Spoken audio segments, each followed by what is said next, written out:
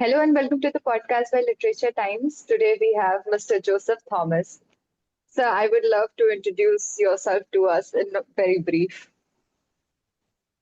All right, thank you, Zinia and Jasmine. Uh, my name is Dr. Joseph Thomas. I'm a Kargil War veteran, uh, last 20 years in the corporate world, and an educationist, and also an author of a couple of books. And maybe that's the reason we are talking today. So, in to simplify it, I always call I'm a soldier by choice, and educationist by passion, and author by accident. That's the shortest way I can put it. Okay, sir. So, sir, I just want to know about the book. What is the book all about? Okay, I think this is the book we are talking about. Indian Catholic saints, blessed, venerables, and servants of God. Yeah, generally, if you see and I think this is my, let's say, 10th book. Mostly I write books on geopolitics. My first book was about India, the next superpower, then education policies, then last one was Israel-Palestine war, and Russia war, many things. So this one was, I think, I maybe just a calling, right? So somewhere once in a discussion with my sister, she's also a Franciscan nun, Dr. Sister Daisy Thomas, and we are discussing about this whole saints and everyone, and then we realized there are a couple of books about individual saints, but there's no one book about all of them. And mostly we know all, even though we are Christians, we know most about the Western saints, like Saint Anthony's and Francis. All the saints. They're not Indian saints. They are Catholic saints, but not Indian. So I was telling her why we don't have a book about us. I think, yeah, maybe nobody was thinking about the topic. It's just a normal, casual conversation turned to an book idea, and that's how every book born out of some kind of idea. So thanks to my sister who put the seed in me. And initially, we just want to write about only saints, just 7, 8 saints of India. Once it is done, then you realize it's only a very small book of 30, 40 pages, not enough. Then we started real research into all of them. So it's overall, when we realized from India, it's because we are talking about purely Indian born, our own people, our saints, people from our country, India. Then we raised almost 55 people, holy men and women, or in the process of canonization and sainthood, and in a different process. And it's time to write a book about all of them together. So there's one book to go to. And today I'm happy that at least there's a one book to go to for anything and everything about Indian Catholic saints, blessed, venerables, and servants of God. Yep. Definitely, sir. So, sir, how did you choose the people to include in the book, Okay. particularly Honestly speaking, saints or yeah. blessed? Honestly Yeah. speaking, it's a very it's not about choosing one particular thing, because I said the theme is about to write about our own people and Indian saints, and because that's a baseline. That then, because there's a lot of other saints, the foreign origin, they are in India, they worked in India, they died in India. Uh, I can give examples of Saint Xavier of Goa, for example. So many saints we have, but no, we just put only our people. There has to be an Indian, our own people. When I emphasize our own people means Indian, our own brothers and sisters. Maybe some of them our grandfathers know, and at least some of the saints when I met for personally, I think surprisingly, for example, like Mother Teresa, right? So I was in the army, and Sundays I used to visit her place. She was just another place to go, and and I met her a couple of times. Didn't realize she's going to be a saint one day, but it just that her. I think if people who know about her say she's is a kind of amazing personality. She will be doing 10 things at a one time. That's the kind of Mother Teresa I know. And I was in Indore doing my engineering when I met this blessed Saint Blessed Rani Maria, who was stabbed and died in Indore during the time. So I bring all these people together, but baseline was our people.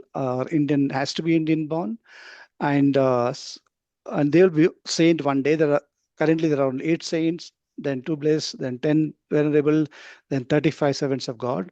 Overall, we're talking about 55 people of Indian uh, holy men and women. Definitely, sir. So, what part of research really helped you writing this book? Like, what were the sources? Did you travel places to know about sense in everybody, or did any Yeah, extra source? Yeah. no, it's a great question because it's the most difficult part about this whole thing is it's true. One is, because of my army service, I traveled a lot. Have been to all over India. At least I know the places, I know the significance. So last 2 years, for example, I can say this book it took me a journey from in the length of breadth of Kerala to Madhya Pradesh to Goa and Jharkhand. I've spoken to a lot of missionaries, bishops and nuns and lay people. And let me share an interesting experience, right? So, Yeah. because one thing I know, I'm a layman. Okay, I don't claim to be a theologian. I understand. I'm just nothing. I'm a dust out of all these holy men. But there was some calling. You can't. Then I can say today because without a calling, without some divine intervention, you can't write. Because if that is the case, we have hundreds of priests and nuns and bishops of the world. Somebody could have written about all these people. Why me, right? So this example, I Yeah. just want to share. I have a couple of examples. That instead of time, I share only one example.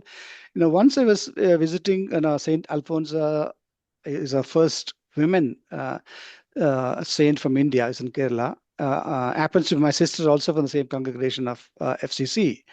And we are praying in the tomb of Saint Alphonsa. And then one old man approached me. And he held my hand and I started, and he just told me, don't just write about geopolitics, write about your faith. Write so we can remember who we are. And he was like, he resembled like my grandfather.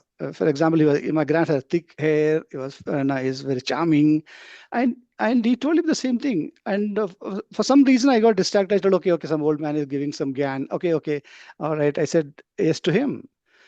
And by the time I processed this question, or I came to realize what is it he told me, then started looking for this man. Where is this guy? He's disappeared. He's not there. Because my first question is, how did this old man know I'm writing geopolitics? We don't know each other. We are meeting first time. Why should you tell me that, okay, not don't just be an author, just write geopolitics, but write about your faith? And he didn't know I'm writing a book on the saints, right?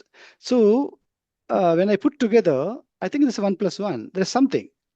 And what Yeah. was said and done? So it was, I still feel that him because one resemblance of my grandfather. So I see this face. His hair was like a cotton, white hair, exactly like grandfather. I can show you his photo. But this sentence stayed with me, whatever he told. And I'm telling you honestly, this whole sentence, what he told, it guided me to every page. Every time writing, I know the responsibility what I'm writing. It stayed with me even today. Yep. That's a great blessing, if I could say, to meet someone. And I guess it was definitely someone very special. And he gave Yeah, himself absolutely. to you. That matters a lot, sir.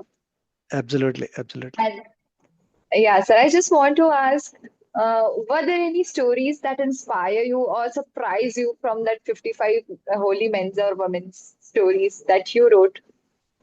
And I think honestly speaking, every individual, okay, I didn't know them before. I know only very few saints. I didn't know 35 servants of God, lay people. They're not, everybody is not ordained saints, a priest. No, they're even the common people like you and me are also part of this process. So that shows you need not be holy men or you not be ordained priest or in a guruji to be a saint. You can be lay people like us, but you do the righteousness in spirit of the faith and for the larger picture, you can be. That's what the whole thing. Every 55 people, I can say, there's a sister from Jharkhand, and was almost on a get.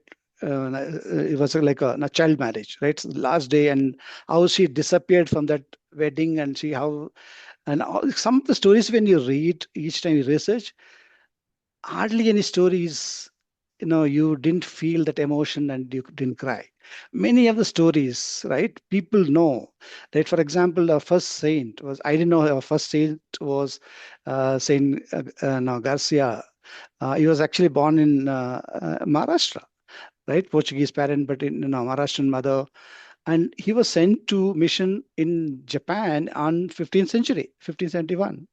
And he been there, worked with Oh, these missionaries, and he did this mission. And he was sent. He was in fact martyred there because they killed the Japanese empire was against the Christianity spreading in Japan. In fact, all he and his friends are already martyred there. So in 15th century, and but he's an Indian, right? Most of us we didn't know about this yeah, story about this guy. But for me, the absolutely. most attractive story for me is because I'm an army guy. Spent 20 years in the army, then the corporate and education. Right, I served in the high altitudes of Siachen Glacier and Leh and Kargil. In the corporate world, I served 40 plus countries. I managed operations for in Asia and Europe, and I met great leaders, great CEOs of the great billionaires of the world, everything else.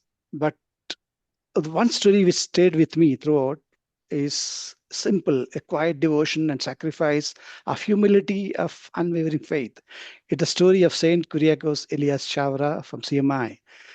He was, for a lot of people, when I say CMI means, he was a founder of Carmelites of Mary Immaculate, the first Indian religious congregation for men, like Christ University and all part of their institutions. Why he's very very touching his story is, I call him as a saint. He's a CEO saint for me, because imagine 18th century without nothing. Whatever he did is nothing less than an entrepreneur journey of thing. I can give a lot of examples, but I can tell you, I look up to him as a Steve Jobs of excellential reform and leadership and entrepreneurial strategies. He started something called disruptive in education, which is models called Pallikudam, which is school and church together. He merged Mhm. education and the formation of education together, where academics and spirituality was taught together. Okay, this is I'm telling 19th Oh, century. And he started co-education in Kerala in 19th century. At the time, the girls are not even allowed to study, not even go to school. He said nothing doing, yeah, every boys and girls, co-education, they should study together in a school. And Dalit empowerment in another great empowerment, because nobody talking about all that, right? Because our history is written in a yeah, different way. absolutely. He started Yeah, something, a school for untouchables, breaking the caste barriers of decades before our own social justice movement started in India. Because we know some who started our social justice movement, that Saint Chavra started all this even before them, 18th century. But only thing is, yeah, all these people did the devotion. They didn't claim for any fame. That's why they're not showing. Let me also tell you a tech adoption. He started printing press in Kerala, 1821. 200 years before, he started printing press in Kerala, imported the missionaries from Europe and started printing all these books. Now, some of the newspapers like Deepika those days. And media as evangelization. He used the information dissemination through the faith of literacy. And he built institutions of great institutions like Christ universities. And you just imagine, right? And I see him, and from a today we are corporate world, I'm just giving business parallel. I see him as Elon Musk of disrupting industries, right? He disrupted education yeah, in the media. And for me, he's yeah, Ratan Tata for a philanthropy and business. He combines social justice with institutional excellence. Great example yeah, to connect and resonate with today's world. And I love his work and what's contribution to India. definitely, sir. Virginia. And yeah, sir, who is your favorite holy person, if I may know, from the book, and why? I I think it's very difficult to say who, because one reason is, but I met Mother Teresa, so I always I because you don't meet saints in your life. No, I think it's not possible. Right? You met someone and he turns out to be no, and I can show you Mother Teresa's picture with me from last 40 years. It was throughout my service. It was in my file, and I used to keep her. I think and I had developed different connection with her. And one story with her, why I'm telling you why she's very touched my life. And because which I didn't realize that much, because once in Bangalore there's an Narayana hospital thing. The chairman of the hospital called Devi Shetty, and when they Mhm. once I saw Mother Teresa's photo in his office, and he once he walks into the office and he prayed to Mother Teresa first before going taking any surgery. So I was surprised. Oh, Dr. Devi Shetty is praying to Mother Teresa, not to any of the other absolutely. gods, and doing surgery. Yeah. I, and so I know his PA, and I talking to him. He said he worked with Mother Teresa in Calcutta before he's getting into an hospital and everything. And he working in an hospital in Calcutta. So Mother Teresa told Devashiti, you're not meant to work in hospitals here. You're meant to do great things for India, because people like you need India approach for healthcare. You go out and God will guide you. Just go out and explore. And Mother Teresa is the one who told him, it seems, to start in a larger institutions.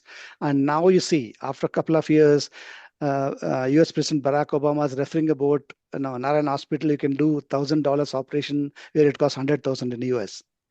Right? Yeah. He started that no, those kind of healthcare affordable to everyone. Right? I have nothing to do with. I'm not promoting a thing, but I think the great job he's doing. So No. that reason, Yeah, yeah. absolutely, sir. So the second reason is, once each time I go, those I'm talking about 80s, right? So how much salary you're getting? Very small number. But when I once I met her, I gave her, I had 20 rupees in my hand. I gave her, and she asked her, "What do you do with the salary?" And I told, I sent a money order to my mother. How much? I told her X amount. So not too much, 500 rupees. She told, why? I told, I've got three, four sisters, and through they're studying. I need to, because I'm one of the earning member. I need to support the family. And she told me, okay, great. You're sending money to your mother. I'm so happy. Not Mhm. to your father. I asked mother why. I told, if you give 100 rupees to a father, the 90 rupees he spends on himself and 10 rupees to goes to the house. But when you give 100 rupees to a mother, the mother spend 100 rupees to the family. And you are doing great. So she gave back the 20 rupees to back and say, go and give to your mother and say, no, I think I sent it to her. So again, small story. But I wish my mother kept that money today, at least to show this is thing. But again, she spent it. But the story is, and all the time, even though this book is entirely about our thing, so I call Mother Teresa as our own mother. She's more than anybody an Indian thing. So one of the chapter about Mother Teresa also in my book. Yeah. Definitely, sir. So, why do you think this story still matters today? Yeah. So I think it's a good question. I'll put it in a different way, because one reason is uh, today I think we are all going through it's a different phase of the journey we are all going through, right? From that point of view, why this is important. Today's world is about fame and hashtag, and I think everything quick, and even the youngsters are. I always tell them they're more intelligent than us. There's no doubt about it, but there's a lot of distractions. There's a lot of distraction in our youngsters' life. So Yeah, from that context, I always enjoy talk anything about youngsters, because they're the future of this country. So for that reason, I definitely. always want them to be connected in every other book, and I specifically write about them. So for the youngsters, it's a very simple story. I want to say why this is important, and why it matters. That all of us are chasing something today, right? It's but mostly about everybody's today's call is about I, me, and myself. It's a my way or Yeah, highway. definitely. It's a very, Yeah, very different world we are in, because not to blame them. That's the world that we live. And I call this a call to raise India's soul. Now, I think that when the world is dominated by headlines and power and profit, polarizations, and my book is yet a reminder of the kind of success you should be built. The success you to build on the truth, love, and service. For all the youngsters, I'm telling you, and I think because I have great hope in them, don't just aim to be a rich, but be aim to be a righteous. You can have I think I can have you can be billionaire, Right? When you get up in the morning, go to your balcony, if you see the sea of slums and that blue uh, canopy on their thing, and no point of you living in ivory tower, that wealth, that billionaire for zero value. Because if you can do something for remove that blue canopy from their head, build a house for them, that money matters. So don't be rich, aim to be only to be rich, but if possible, be a righteous the way you do it. And today's everybody's talking about CEOs in the business, and so I'm also co-founder of in a business community. To all the CEOs and influencers, all these people, don't just build companies, build communities.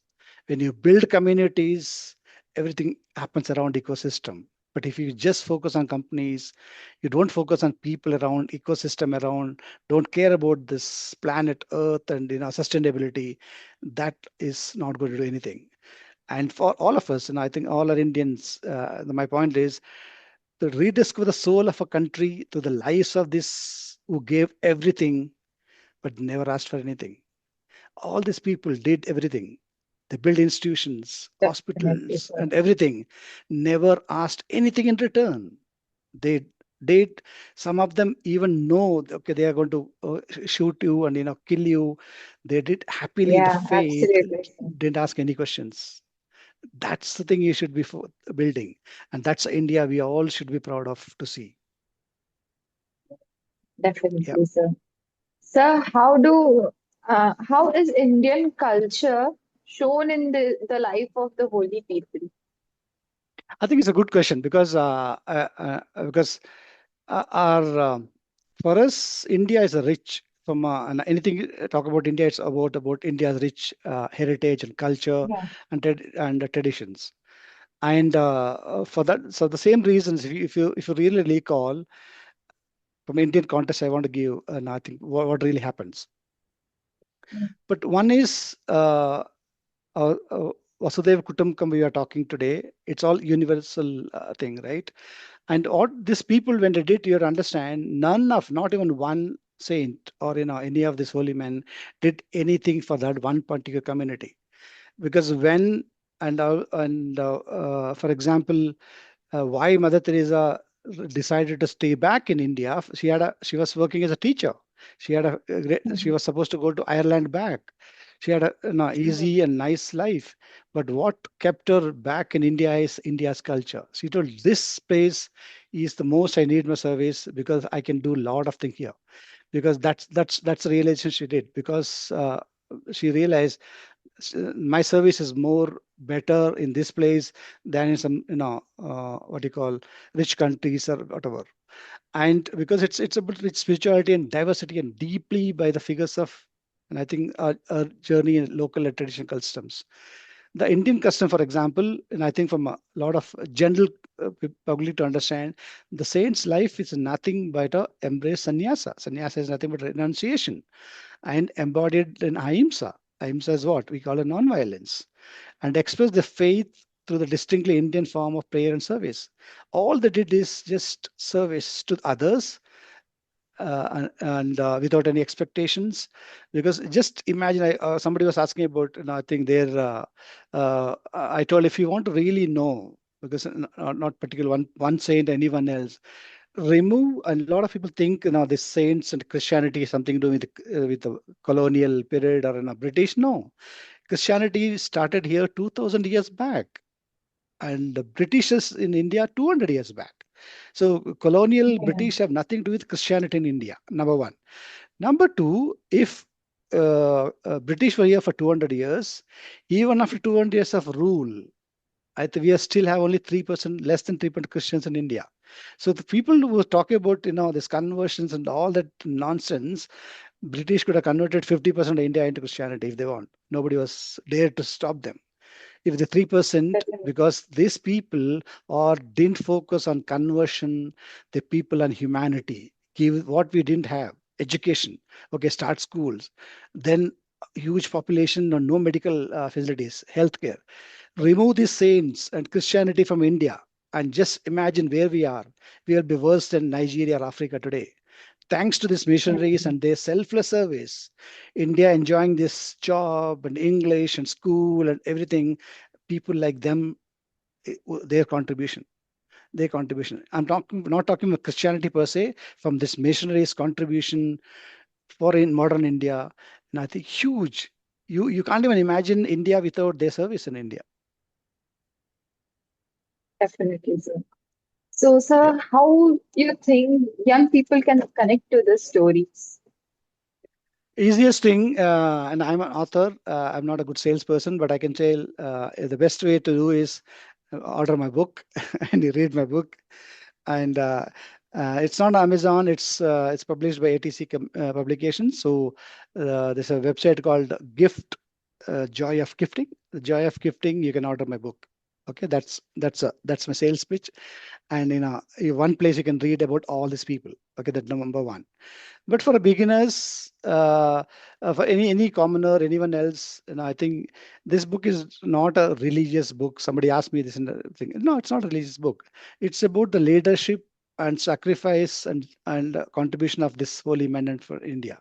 So beginners who want to read, now just read saints like Saint Alfonso, Saint Kuriakos Chavra of their spiritual heritage. The stories are very accessible and deeply connected to modern India, because this books is not talking about anything religious. You don't need to be a you don't need a stand pulpit to preach, right? You just need to serve. That's all you need. And I think the world is obsessed with this all this fame and material. The series reminds us the legacy is not built on years, but it much on yourselves and to give others. The legacy is all about others, never anything about themselves. They didn't do anything. So start reading. Okay, I'm happy if you read my book or any of these people, any of the random, you can just start reading, and you realize stories are not told enough. The amount of story they did, the work they did, it's not captured, or I think if possible, bring the awareness to the people. At least, okay, yeah. So I read this one. Look at the kind of their contribution to India in terms of education, healthcare. Any successful people you somebody recently was an interview told I'm from Jesuit institutions. All of us studied in Christian schools or convents and everything. Not even one person can claim that because I did studied in Christian convent, not even one day, the one priest or sister, none asked to convert me to Christianity. Never. None of them asked, can you convert to Christianity? Then I can teach you, or I can get you better marks, or I can get you education, I can get you to medical seat. No, never. It's all about their service. If there's in the school, they're much great teachers. If they're in a hospital, they're great doctors, right? And somebody was talking about, and I think one guy was pitching about a startup story, and he wanted, because I asked why he need money. He told, okay, I want to build a co-working space. I want to stay talking. Everything is, we want to start a symbol to start. I told him, look, I met Mother Teresa. When she started, Mother Teresa started missionaries of charities in 70 years back. You know what she had? She had an office in the slum of Calcutta, and she had one dying destitute on her shoulder, and she had $0 in the pocket. Mother Teresa's startup story is $0 in pocket, dying destitute on her shoulder, and our office was in a slum in Calcutta. That is where she started missionaries charity. And today they are in 150 countries. Only 5,000 sisters are taking care of millions of people, untouchables, dying destitutes. Like the children are going, throw their elderly parents on the road and disappear. They become them. And even Mother Teresa told one more thing I want to add. She told, even everyone talks about I think freedom of speech and freedom of everything. The dignity to die is also your fundamental right. You cannot die on the road like an animal. Die with a dignity. Irrespective of your religion, you should also get a dignified funeral. That also should be your fundamental right. That's what she did. She had nothing to do with this leprosy people you're not even touching. She Yeah, thinking that it's contagious and she'll get leprosy, right? No. yeah, And look at that. If anywhere you go world, and I went to Macedonia, and I looked for no, a church where she born and everything. I was very disappointed because nothing much in her name there. Except the airport is named and Skopje is named after her, but everything else is normal. I think because she did 100% service to India, she didn't do anything to that place. That's why she is more than Indian from anything. Her service is always remembered for what she did is unbelievable. Yeah. Absolutely, sir. We always agree to it. Like Mother Teresa, what she did, and it's really remarkable. And so, what is it one thing you want your readers to take away from book, if we could put in a very brief way or very shortly? I think I captured everything, so I can only say the saints are, and I think we call saints are our friends. I think think about the saints or your friend. Right? All these people are, they're not mythological characters or some stories. They're real. It's a living story. It happened here. They walked on this earth like you and me. So what you can do is learn the stories, understand their sacrifices, how happily they did everything, how happily this no, I think served. Saint Alfonso used to say when she was struggling with her cancer and everything pain, sometimes she was not getting enough pain. She used to say, they say, pray and say, why I'm not getting pain today? Because through suffering, she told, I'm serving the God. Give me all everybody else pain to me. Let me suffer in your name, she used to say. Who will do all this, right? The crazy, right? She was, yeah, in our today's world, it's a Absolutely. crazy. She's telling, take out all everybody's pain and give it to me. Let me endure. I will go through it in your name. Let others be free and let me. When there's a less pain, she used to cry out and say, why you don't love me, Jesus, anymore? Why no pain today? The Oh real my character. God. Yeah, so these are the things you should know why they are saints. No wonder they are saints today. No wonder she's a saint because it's humanly impossible what they did. So just pray for the intercession because when you pray for intercession, there's no religion into all these people. You feel they are your brothers and sisters. You pray for the intercession, and you whatever your pain, it will be taken care. I think there's no, you need not be a Catholic, a Christian, nothing to be. Any human can ask them to intercede. Okay, I have this problem, intercede with me. That's all I say. Don't call anybody's name. Don't use any religion. You say, okay, like I know, okay, can you help me? Have you asked a friend? Tell them, hello, Saint Teresa, can you help me? I have this problem. I have this exam. Saint, can you help me? Just talk to them like your friend. Okay, don't bring any religion to this book. And I always say this one quote from Saint Paul. It's a very beautiful thing. He told, "I fought a good fight and have finished the race, and I have kept my faith." All of we have to see is when we have the courage and say the same when our race ends. All of our race is going to end one day. Do we in that Yeah, position to say same thing that Saint Paul said? If you are in a position to say, that means you fought a great battle and you won. You did great things for everyone. So I can only say, I think this you need to have this courage to say all this. It's not easy. yeah, I definitely. can thank you for this opportunity and this and our podcast. And God bless everyone, you guys and your organization and your team and whoever is listening today. And through these saints and their intercessions, let India have more strength, wisdom, and peace in the whole world. That's what I care for. Definitely, sir. Thank you so much for joining us today, and thank you so much for giving me an opportunity to come across as such an incredible and great personality. And I'm really blessed to have you here, and it's been a pleasure having you here and to listen about the insight, the thoughts, and the stories we never knew existed. And absolutely great having you here, sir. Thank you so Looking much. forward to have you here again. Yeah. Thank you, Zinia. Thank you, Jasmine, and all your Yeah. literary time stream. Bye bye. Thank you. Okay, sir. Bye, sir. Good day.